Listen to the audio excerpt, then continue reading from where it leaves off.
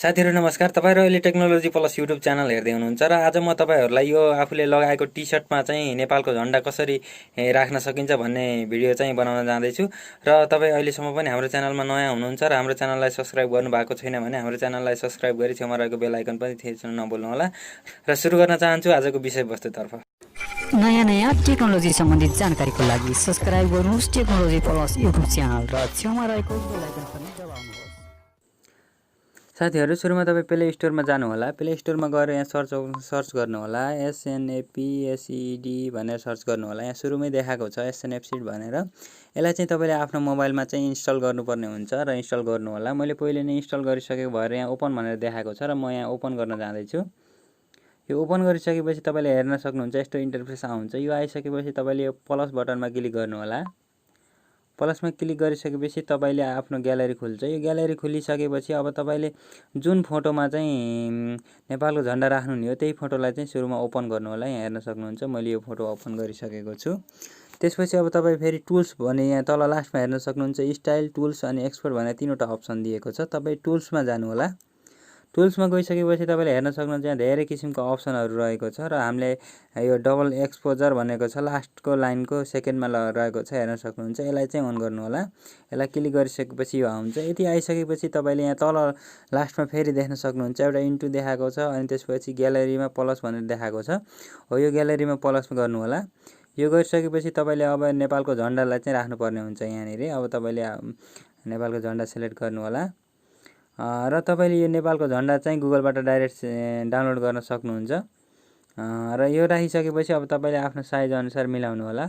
अब कस्तो किसिमको बनाउने हो यसलाई कतिको घुमाउने हो के गर्ने हो यहाँ सिलेक्ट गर्न सक्नुहुन्छ। यहाँ सिलेक्ट गरिसकेपछि अब कतिको राख्ने हो त्यही अनुसारको चाहिँ यहाँ बनाएर ठिक्क राख्नु होला। यसलाई चाहिँ तपाईले मिलाउनु होला। आफूले कसरी राख्ने हो त्यसलाई चाहिँ ठिक्क गराएर मिलाएर राख्नु होला। यदि गरिसकेपछि तपाईले लास्टमा हेर्न सक्नुहुन्छ अप्सनहरु धेरै दिएको छ र हाम्रो थर्ड नम्बरमा रहेको अप्सनलाई हेर्न सक्नुहुन्छ। यो थर्डमा क्लिक गर्नु होला।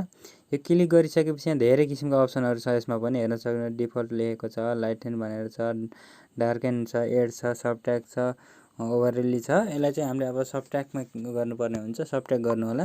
सबट्र्याक्ट गरिसकेपछि यहाँ हेर्न सक्नुहुन्छ यो नमिलेको भए अलिकति मिलाउन सक्नुहुन्छ। यो झण्डा मात्रै देखाएको छ। यसलाई चाहिँ ठ्याक्क मिलाएर राख्नु होला। हेर्न सक्नुहुन्छ मैले चाहिँ यतिको मिलाएको छु। यो गरिसकेपछि तपाईले अब यहाँ गुड गर्नु होला। यहाँ गुड देखाएको छ। यति गरिसकेपछि तपाईले हेर्न सक्नुहुन्छ माथि सुरुमा अप्सन देखाएको छ ओपन भनेर देखाएको छ। त्यसपछि माथि अर्को एउटा अप्सन देखाएको छ। यो अप्सनमा चाहिँ क्लिक गर्नु होला। सेकेन्डमा हेर्न सक्नुहुन्छ। यो गरिसकेपछि तपाईले अब यहाँ देख्न सक्नुहुन्छ यसमा पनि अप्सन देखाएको छ अन्डो छ, रिडो छ, रिभर्ट छ, भ्यू एडिट्स छ अनि क्युआर लुक भनेर देखाएको छ। हामीले चाहिँ अब भ्यू एडिट्समा जानुपर्ने हुन्छ। यो भ्यू एडिट्स गर्नु होला। भ्यू एडिट्स गरिसकेपछि तपाईले फेरि यहाँ देख्न सक्नुहुन्छ दुईवटा अप्सन देखाएको छ डबल एक्सपोजर र अनि ओरिजिनल भनेर देखाएको छ। हामीले चाहिँ यो डबल एक्सपोजरमा क्लिक गर्नुपर्ने हुन्छ। यो डबल एक्सपोजरमा क्लिक गर्नु होला। यो गरिसकेपछि हेर्न सक्नुहुन्छ तीनवटा अप्सन देखाएको छ र हामीले यो बीचको अप्सनलाई चाहिँ चुज गर्नुपर्ने हुन्छ। हेर्न सक्नुहुन्छ यो बीचकोलाई क्लिक गर्नु होला। बीचको क्लिक गरिसकेपछि तपाईले यस्तो इन्टरफेस देख्न सक्नुहुन्छ। यो गरिसकेपछि अब यसलाई तपाईको फोटोलाई चाहिँ जुम गर्नु होला। फोटो जुम गर्नु होला। जुम गर्नुभयो भने सजिलो हुन्छ। जुम गरिसकेपछि अब तपाईले केही गर्न पर्दैन। यसलाई यसो ड्र्याग गर्नु होला। हेर्नु यहाँ ड्र्याग गरेपछि आफै कलर अटोमेटिक भरिन्छ। यसलाई चाहिँ तपाईले आफ्नो टी-शर्ट भरि चाहिँ गर्नु होला। यसलाई चाहिँ सार्दै गर्दै गर्नु होला। यो टी-शर्टलाई चाहिँ भरिन गरेर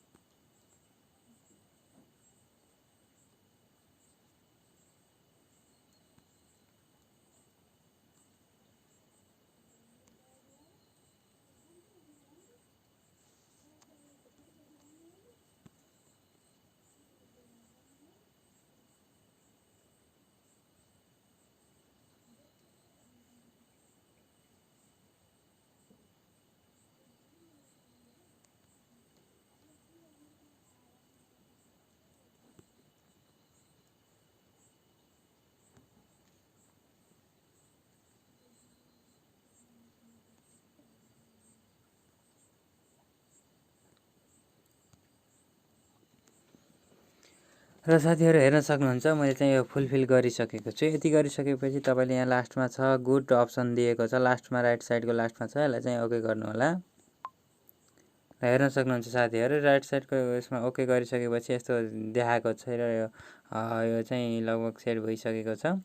ब्याक गर्नु होला। ब्याक गरिसकेपछि तपाईँले यस्तो चिन्ह देख्न सक्नुहुन्छ। अब यो टुल्समा जानु होला। त्यसपछि टुल्समा गइसकेपछि तपाईँले यहाँ पनि धेरै अप्सनहरू छ। यसमा चाहिँ तपाईँले यहाँ सेकेन्ड लाइनको फर्स्टमा सेलेक्टिभ भनेर दिएको छ, सेलेक्टिभमा जानु होला। यसमा गइसकेपछि तपाईँले यहाँ ब्राइटनेसहरू बढाउन सक्नुहुन्छ। यहाँ बीमा क्लिक गर्नु होला। त्यसपछि यहाँ तान्न सक्नुहुन्छ, हेर्न सक्नुहुन्छ माथि। यहाँ तपाईँले ब्राइटनेस बढाउन सक्नुहुन्छ, हेर्न सक्नुहुन्छ। यहाँ अँध्यारो घटाएर कति बढाउने यसलाई चाहिँ तपाईँको आफ्नो आवश्यकता अनुसार गर्नु होला। यो गर्नु होला। यहाँ प्लस बटनमा गर्नु होला। प्लस गरिसकेपछि तपाईँले यहाँ देख्न सक्नुहुन्छ। यहाँ अरू अप्सन पनि देख्न सक्नुहुन्छ। 3-4वटा अप्सन छ। यसलाई चाहिँ लिएर जानु होला यहाँ। अनि कन्ट्याक्ट भन्नेमा जानु होला। यसलाई पनि तपाईँले आफ्नो आवश्यकता अनुसार चाहिँ यहाँबाट घटाउन बढाउन सक्नुहुन्छ। यहाँ हेर्न सक्नुहुन्छ। यसको यहाँ कलरहरू चाहिँ चेन्ज भएको छ। यसलाई चाहिँ तपाईँले घटाउन बढाउन हेर्न सक्नुहुन्छ। कतिको उज्यालो गराउने के गराउने भन्ने छ। यसलाई पनि तपाईँले आवश्यकता अनुसार गर्नु होला। र यसलाई नि फेरि अर्को प्लस गर्नु होला। प्लस गरिसकेपछि तपाईँले देख्न सक्नुहुन्छ। यहाँ अर्को अप्सन छ सेचुरेसन भनेर देखाएको छ। यसलाई पनि तपाईँले यसको पनि साइज गरेर उज्यालो कतिको के गराउने भन्ने यहाँ देखाएको छ। यसलाई चाहिँ मिलाउनु होला। त्यो ब्राइटनेस बढाइसकेपछि यसलाई ओके गर्नु होला। र हेर्न सक्नुहुन्छ साथीहरू यो चाहिँ लगभग टी सर्टमा सबै फिट भइसकेको छ। यति गरिसकेपछि अब यसलाई तपाईँले यहाँ राइट साइडको तलपट्टि छ एक्सपोर्ट भन्ने छ। एक्सपोर्टमा गएर यसलाई चाहिँ सेभ गर्न सक्नुहुन्छ। फोटो सेभ भनेर भनेको छ। यसरी चाहिँ तपाईँले आफ्नो मनपर्ने फोटोमा चाहिँ यो नेपालको झन्डा अथवा अरू लोगो पनि यसबाट सेट गर्न सक्नुहुन्छ। र साथीहरूलाई हाम्रो भिडियो कस्तो लाग्यो, यदि भिडियो राम्रो लाग्यो भने साथीभाइसँग सेयर गर्न पनि नभुल्नु होला। र अहिलेसम्म पनि हाम्रो च्यानलमा नयाँ हुनुहुन्छ भने हाम्रो च्यानललाई सब्सक्राइब गरी छेउमा रहेको बेल आइकनलाई पनि थिच्न नभुल्नु होला।